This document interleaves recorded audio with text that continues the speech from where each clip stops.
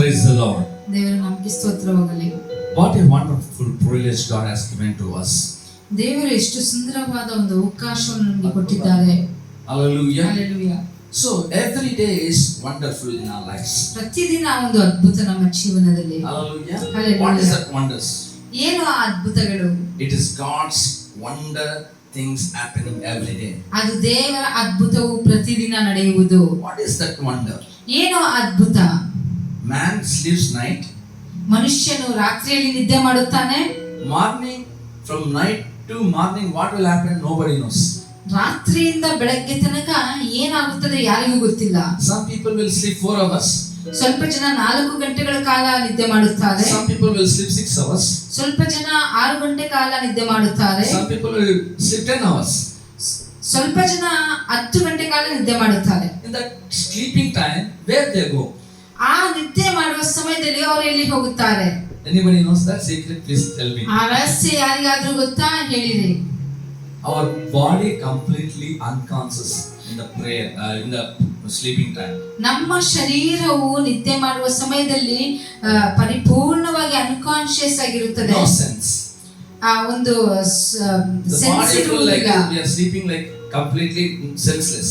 ಆ ಶರೀರವೆಲ್ಲ ಒಂದು ಸೆನ್ಸ್ ಇಲ್ಲದಲೇ ನಾವು That ಮಲ್ಕೊಂಡಿರುತ್ತೇವೆ. 12 hours how it goes we don't know. 12 ಗಂಟೆ ಕಾಲ ಹೇಗೆ ಹೋಗುತ್ತದೆ ಎಂಬುದಾಗಿ ಗೊತ್ತಿಲ್ಲ. That's why God is doing every day wonders in our life. ಅದಕ್ಕೋಸ್ಕರ ದೇವರು ನಮ್ಮ ಜೀವನದಲ್ಲಿ ಪ್ರತಿದಿನ ಅದ್ಭುತಗಳನ್ನು ಮಾಡುತ್ತಿದ್ದಾರೆ. But many are sleeping on the night time, morning they won't wake up, they will be died.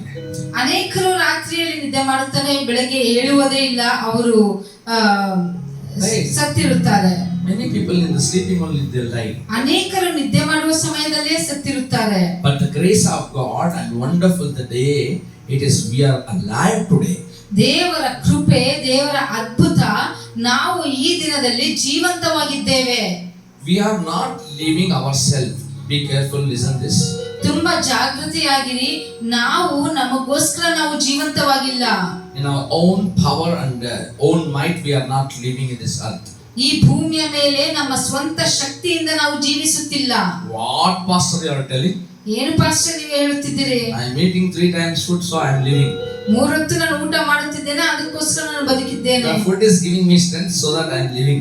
ಆಹಾರವು ನನಗೆ ಶಕ್ತಿಯನ್ನು ಕೊಡುತ್ತಿದೆ, ನಾನು ಅದಕ್ಕೋಸ್ಕರ ಬದುಕುತ್ತಿದ್ದೇನೆ. What pastor you are telling? ಏನು ಪಾಸ್ಟರ್ ನೀವು ಹೇಳುತ್ತಿದ್ದೀರಿ? I am taking sugar tablet and BP tablet, liver tablet so I am living. ನಾನು BP tablet, sugar tablet, liver tablet ಎಲ್ಲ ತೆಗೆದುಕೊಳ್ಳುತ್ತಿದ್ದೇನೆ, ಅದಕ್ಕೋಸ್ಕರ ಬದುಕಿದ್ದೇನೆ. I am taking heart tablet so I am living. ಹೃದಯದ ಒಂದು tablet ಅನ್ನು ತೆಗೆದುಕೊಳ್ಳುತ್ತೇನೆ, ಅದಕ್ಕೋಸ್ಕರ ಬದುಕಿದ್ದೇನೆ. Is it? ಹೌದಾ?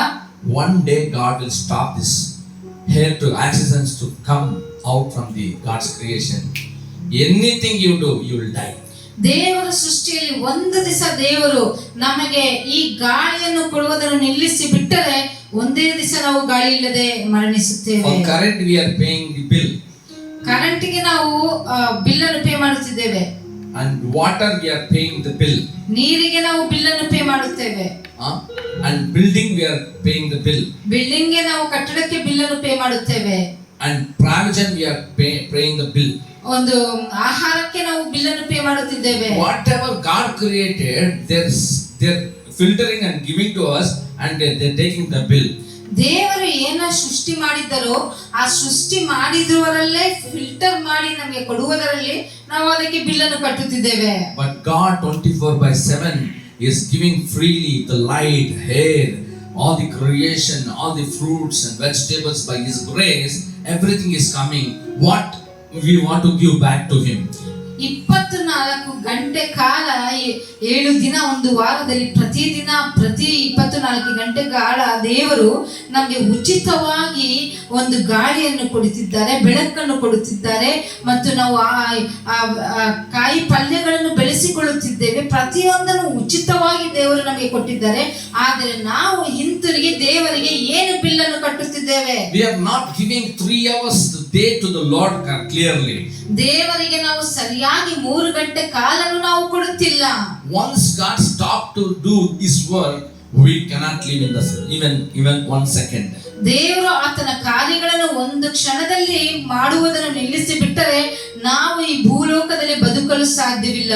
But God has given a challenging life in Christ, who will live in this earth, they have one hope. ದೇವರು ಒಂದು ಸವಾಲಾದ ಒಂದು ಜೀವನವನ್ನು, ಕ್ರಿಸ್ತನ ಜೀವನವನ್ನು ನಮಗೆ ಕೊಟ್ಟಿದ್ದಾರೆ. ಯಾರಿಗೆ ನಂಬಿಕೆ ಇದೆಯೋ, What that hope? ಏನು ಆ ನಂಬಿಕೆ? ನಿರೀಕ್ಷಣೆ. What that ನಿರೀಕ್ಷಣೆ? What is hope? ಏನು ಆ ನಿರೀಕ್ಷಣೆ? If you die also, you will live. ನೀನು ಮರಣಿಸಿದರೂ ನೀನು ಜೀವಿಸುತ್ತೀಯಾ? Why after dying I want to live? Enough this life, pastor. ಸತ್ತ ಮೇಲೆ ತಿರುಗಿ ಏಕೆ ಬದುಕುವುದು ಪಾಸ್ಟರ್? ಸಾಕು ಈ ಜೀವನ. But after die only you have beautiful life, the Bible says. ಸತ್ಯವೇದ ಹೇಳುತ್ತದೆ, ಸತ್ತ ಮೇಲೆ ನಿನಗೆ ಸುಂದರವಾದ ಜೀವನವಿರುತ್ತದೆ. What that life says? ಏನು ಆ ಜೀವನ ಹೇಳುತ್ತದೆ? It is eternally life living with God. It is called heaven, kingdom of God. ನಿತ್ಯವಾದ ಜೀವನ, ಅದು ಪರಲೋಕದ ಜೀವನ, ನಿರಂತರ ದೇವರ ಜೊತೆ ನಾವು ಇರುವುದು. It is called kingdom of God. ದೇವರ ರಾಜ್ಯ. ಅದು ದೇವರ ರಾಜ್ಯ. Hallelujah. Hallelujah. There is no hunger.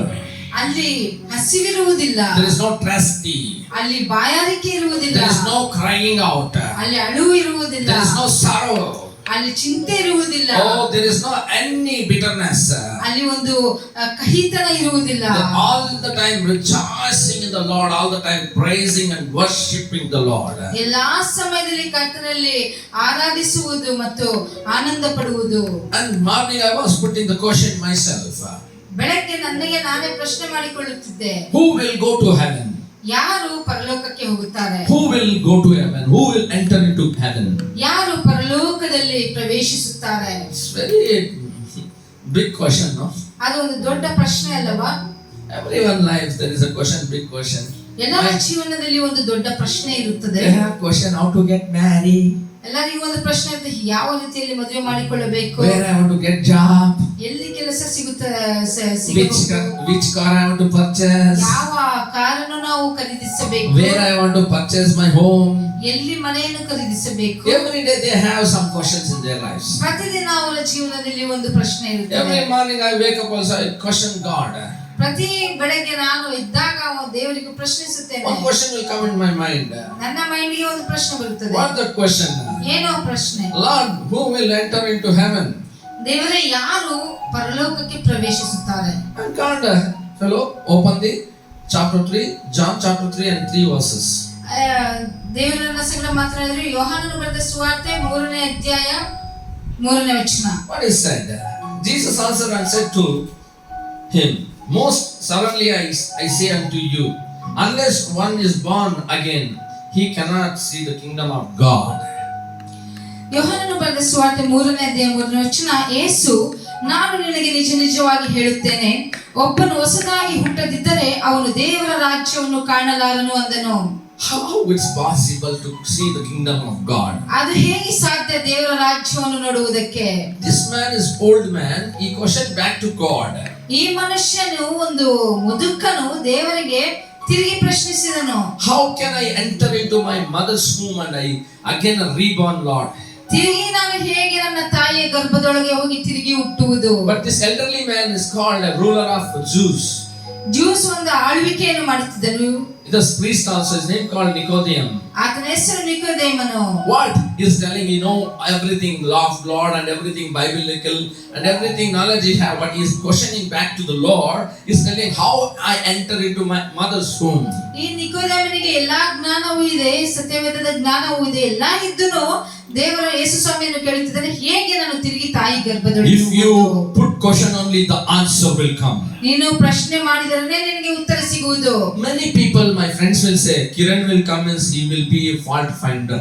ಅನೇಕರು ನನ್ನ ಸ್ನೇಹಿತರು ಹೇಳ್ತಾರೆ, ಕಿರಣ್ ಬಂದರೆ ಯಾವಾಗಲೂ ತಪ್ಪನ್ನು ಕಂಡುಹಿಡಿಯುವುದೇ ಎಂಬುದಾಗಿ. He never tell anything to be a calm word, otherwise he never digest, but he find the fault. ಈ ಕಿರಣ್ ಬಂದ್ರೆ ಒಂದು ಒಳ್ಳೆ ಮಾತು ಹೇಳುವುದಿಲ್ಲ, ಆದ್ರೆ ತಪ್ಪನ್ನು ಕಂಡುಹಿಡಿಯುತ್ತಾನೆ ಇರುತ್ತಾರೆ. Hallelujah. Hallelujah. Yeah, whenever we know that what is we are doing wrong, that time only we can change. ಇಲ್ಲಿ ನಾವು ಯಾವಾಗ ನಾವು ತಪ್ಪು ಮಾಡುತ್ತಿದ್ದೇವೆ ಎಂಬುದಾಗಿ ನಮಗೆ ತಿಳಿದಿದ್ದರೇನೆ ಆ ಜಾಗದಲ್ಲಿ ನಾವು ಸರಿಪಡಿಸಿಕೊಳ್ಳಬಹುದು. Nicodemus said to same thing to the Lord Jesus, how can I enter to mother's womb? Because he want cross question to put the how do he want to reborn again, he want answer from the Lord. ನಿಕೋದೇಮನು ಯೇಸು ಸ್ವಾಮಿ ಕೇಳಿದನು, ಹೇಗೆ ನಾನು ತಿರುಗಿ ಮುದುಕನಾದ ಮೇಲೆ ತಾಯಿ ಗರ್ಭದೊಳಗೆ ಹೋಗಿ ಹುಟ್ಟುವುದು. He put question because why the answer you want? Because you want to live as such the word of God says. ಆತನು ಯೇಸು ಸ್ವಾಮಿನ ಏಕೆ ಪ್ರಶ್ನಿಸಿದನು? ಏಕೆಂದರೆ ಆತನಿಗೆ ದೇವರ ವಾಕ್ಯದ ಪ್ರಕಾರ ನಡೆದುಕೊಳ್ಳಬೇಕೆಂಬುದೇ ಆತನ ಇಷ್ಟ. Many people that doesn't know anything. ಅನೇಕರಿಗೆ ಗೊತ್ತಿಲ್ಲ. But they feel they know everything. ಆದ್ರೆ ಅವರು ಅಂದುಕೊಳ್ತಾರೆ ಎಲ್ಲಾ ಗೊತ್ತು ಎಂಬುದಾಗಿ. If you will put question only, the answer will come. ನೀನು ಪ್ರಶ್ನೆ ಮಾಡಿದರೆ ನಿನಗೆ ಉತ್ತರ ಸಿಗುವುದು. But Nicodemus, which intention he entered to the Lord? ನಿಕೋದೇಮನು ಯಾವ ಉದ್ದೇಶದಿಂದ ಯೇಸು ಸ್ವಾಮಿ ಹತ್ತಿರಕ್ಕೆ ಹೋದನು? What he said to him? ಆತನು ಏನು ಹೇಳಿದನು? There was a man called Pharisee. His name Nicodemus, the ruler of the Jews, and the man came to Jesus by night and said to him, Rabbi, we know that you are the teacher come from God, for no one can do those things, signs you do, unless God is with him. ಫರಿಸಾಯರಲ್ಲಿ ಯಹೂದ್ಯರ ಹಿರಿಯ ಸಭೆಯವನಾದ ನಿಕೋದೇಮನೆಂಬ ಒಬ್ಬ ಮನುಷ್ಯನಿದ್ದನು. ಅವನು ರಾತ್ರಿಯಲ್ಲಿ ಯೇಸುವಿನ ಬಳಿಗೆ ಬಂದು ಆತನಿಗೆ, ಗುರುವೇ, ನೀನು ದೇವರ ಕಡೆಯಿಂದ ಬಂದ ಬೋಧಕನೆಂದು ಬಲ್ಲೆವು. ನೀನು ಮಾಡುವಂತ ಈ ಸೂಚಕ ಕಾರ್ಯಗಳನ್ನು ದೇವರ ಸಹಾಯವಿಲ್ಲದೆ ಮಾಡುವುದು ಯಾರಿಂದಲೂ ಆಗದು ಎಂದು ಹೇಳಿದನು. This man want to secret how he is doing miracle, so he can also operate in his ministry. So he came in night time secretly, don't want to see anyone. In the daytime he goes, why he is going to the young man with Jesus? Why you want to go? He is a ruler, no? People will question him, otherwise people will doubt him. So he went in the night time. ಈತನು ನಿಕೋದೇಮನು ಒಂದು ರಹಸ್ಯವಾಗಿ ಯೇಸು ಸ್ವಾಮಿ ಹತ್ತಿರಕ್ಕೆ ಒಂದು ರಾತ್ರಿಯಲ್ಲಿ ಹೋಗಿ ಆತನು ಹೇಗೆ ಈ ಅದ್ಭುತ ಕಾರ್ಯಗಳನ್ನೆಲ್ಲ ಮಾಡುತ್ತಿದ್ದಾರೆ ಎಂಬುದಾಗಿ ತಿಳಿದುಕೊಂಡು ಈತನು ಸಹ ಮಾಡಬಹುದು ಎಂಬುದಾಗಿ ತಿಳಿದುಕೊಳ್ಳುವುದಕ್ಕೋಸ್ಕರ ಯಾರಿಗೂ ಗೊತ್ತಿಲ್ಲದ ರಹಸ್ಯವಾಗಿ ರಾತ್ರಿಯಲ್ಲಿ ಯೇಸು ಸ್ವಾಮಿಯನ್ನು ಸಂಧಿಸಲಿಕ್ಕೆ ಹೋದನು. But Jesus answered him.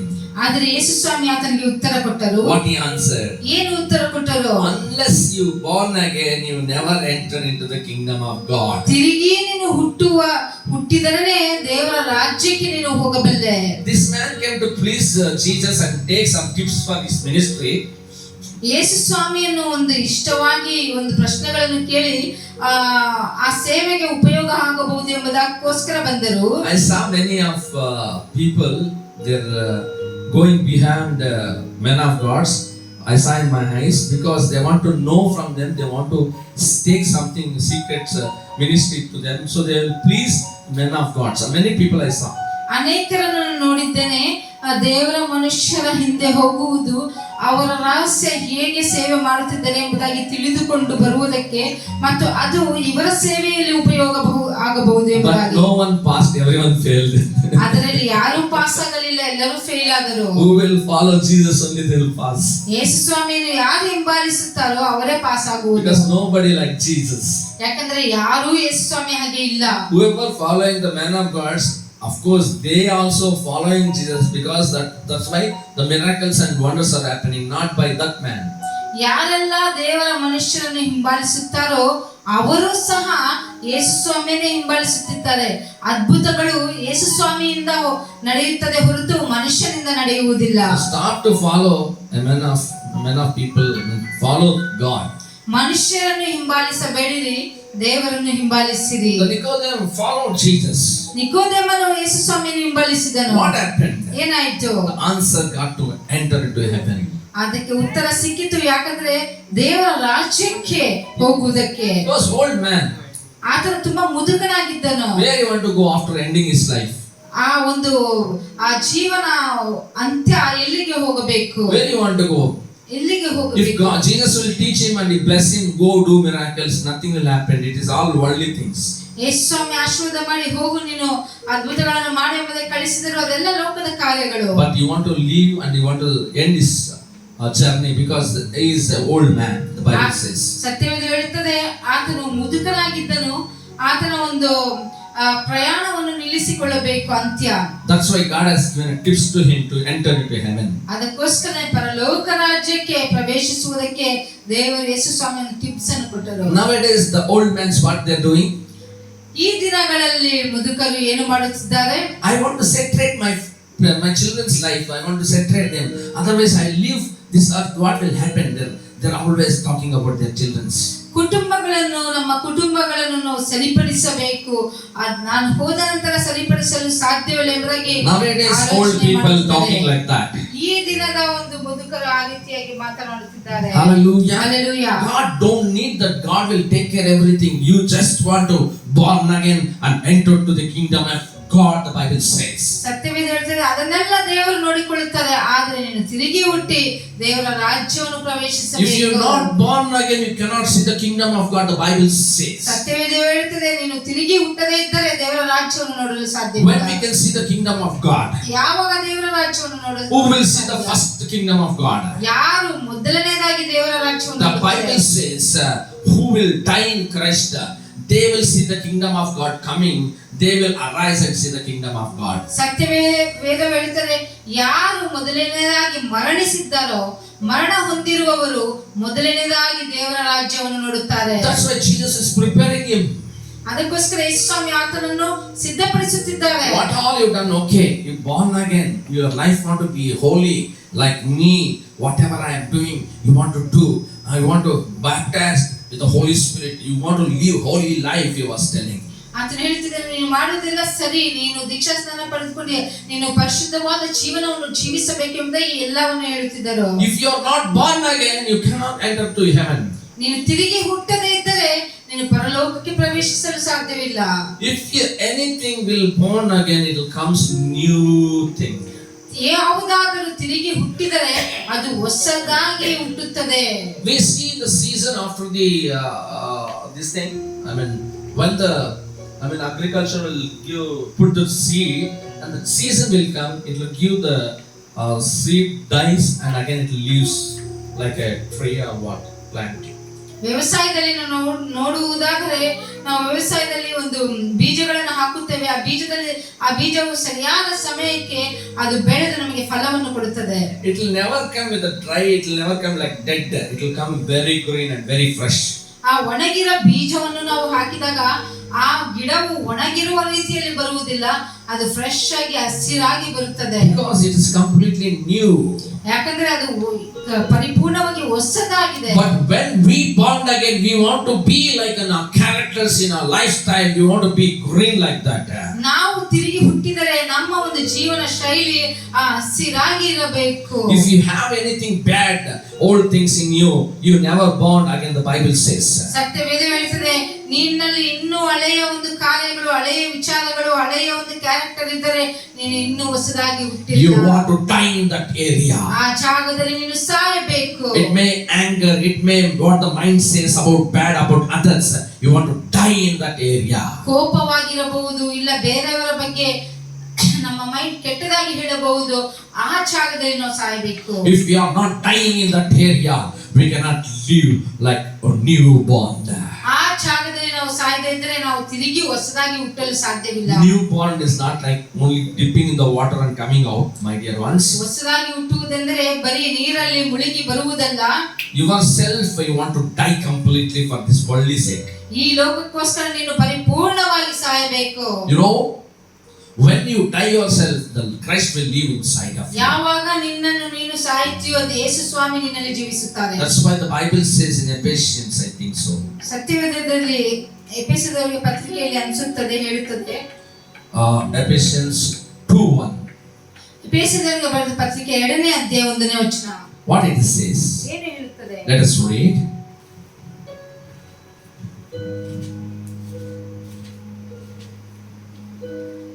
We are slow in taking the book. Hallelujah. Hallelujah.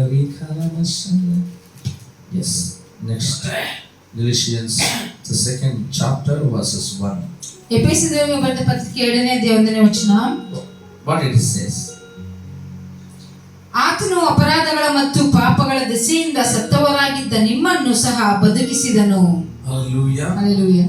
He was given, okay, in our sin life to live a life. And you he made alive who are dead in trespasses and sins. Hallelujah. Hallelujah. Because the water will give the experience of the dead.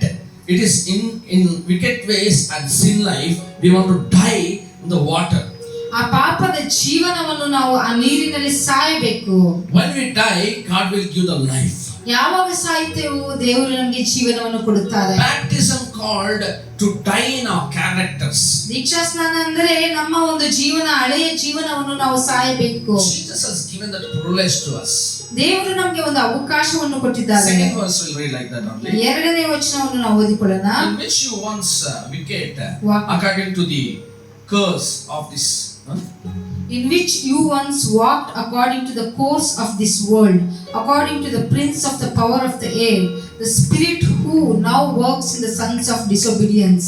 Hallelujah. Hallelujah. What it says in Kannada?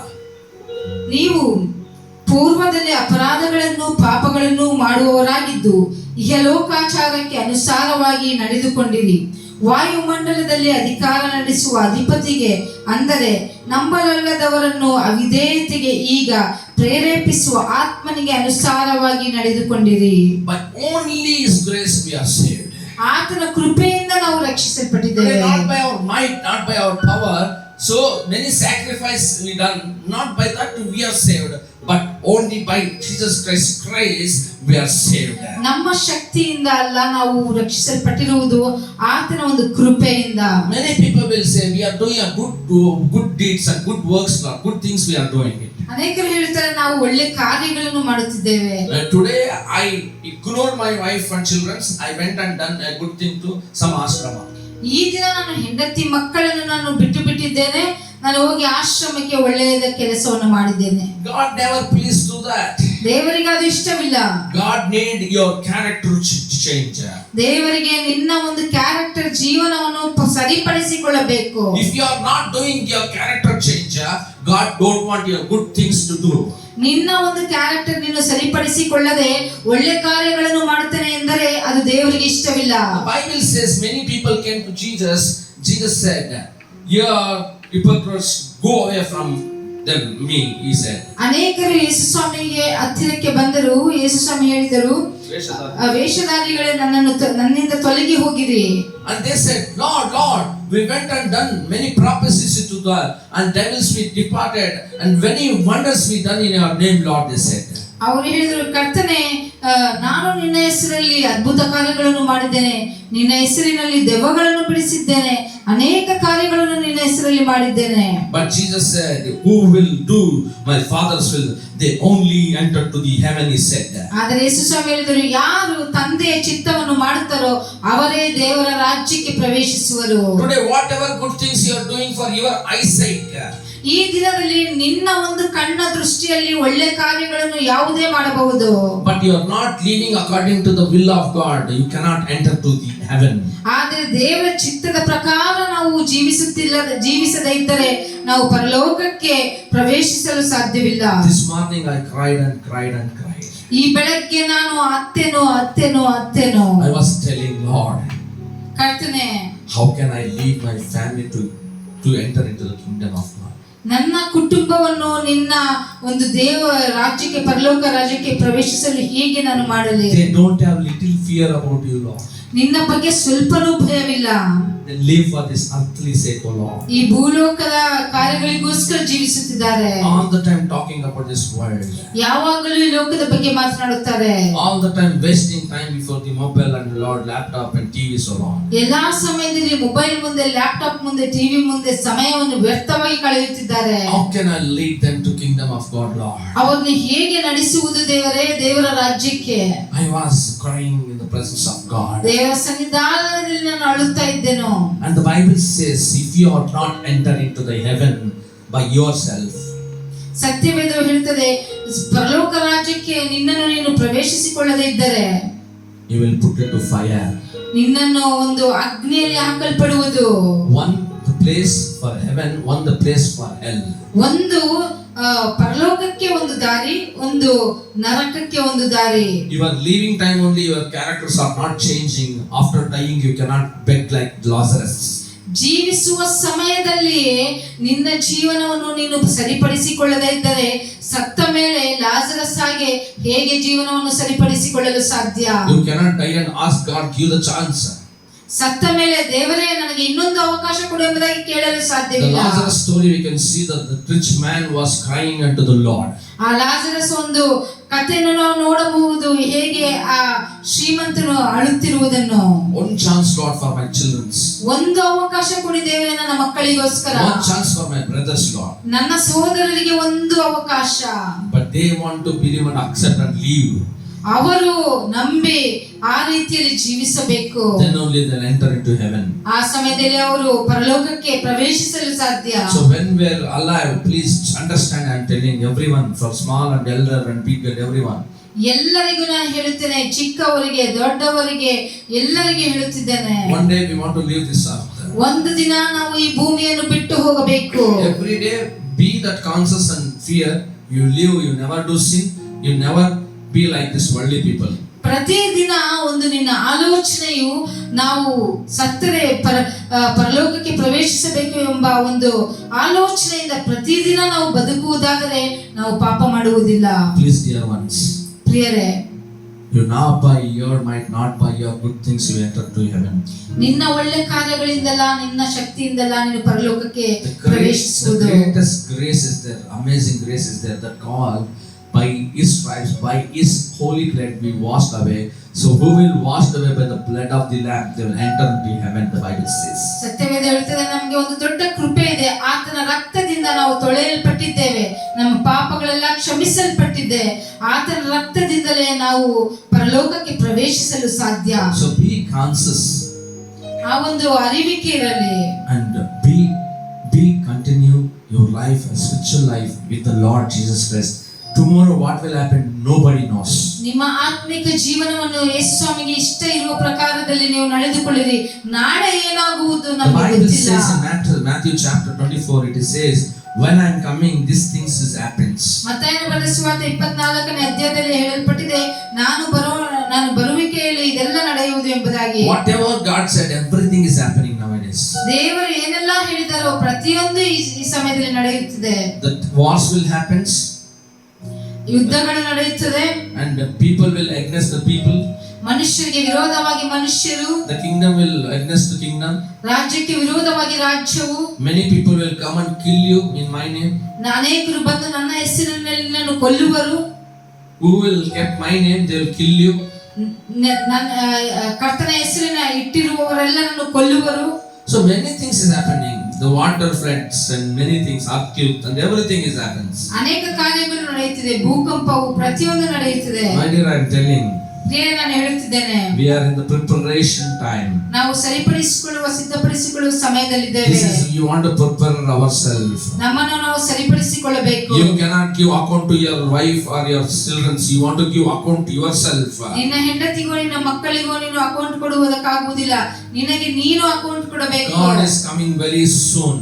ದೇವರು ಅತಿ ಶೀಘ್ರದಲ್ಲೇ ಕರ್ತನು ಬರುತ್ತಿದ್ದಾರೆ. God's signs and wonders is happening nowadays. ಅನೇಕ ಸೂಚಕ ಕಾರ್ಯಗಳು ನಡೆಯುತ್ತಿದೆ. Still you are watching about this world and wasting your time. Be careful. ಇನ್ನು ನೀನು ಈ ಲೋಕದ ಕಾರ್ಯಗಳನ್ನು ನೋಡುತ್ತಾ ನೀನು ಸಮಯವನ್ನು ವ್ಯರ್ಥ ಮಾಡುತ್ತಿದ್ದೀಯಾ, ತುಂಬಾ ಜಾಗೃತೆಯಾಗಿರು. Check your life. ನಿನ್ನ ಜೀವನವನ್ನು ಪರೀಕ್ಷಿಸಿಕೋ. You want to enter into heaven or enter into hell? ನೀನು ಪರಲೋಕಕ್ಕೆ ನೀನು ಪ್ರವೇಶಿಸಬೇಕಾ ಇಲ್ಲ ನರಕಕ್ಕೆ ಪ್ರವೇಶಿಸಬೇಕಾ? Check if you want heaven to enter. You want to believe that Jesus has washed all my sins through His blood of Christ and blood of the Lamb, and I am completely cleansed. I am not living, but Jesus Christ lives in me, and your character should die.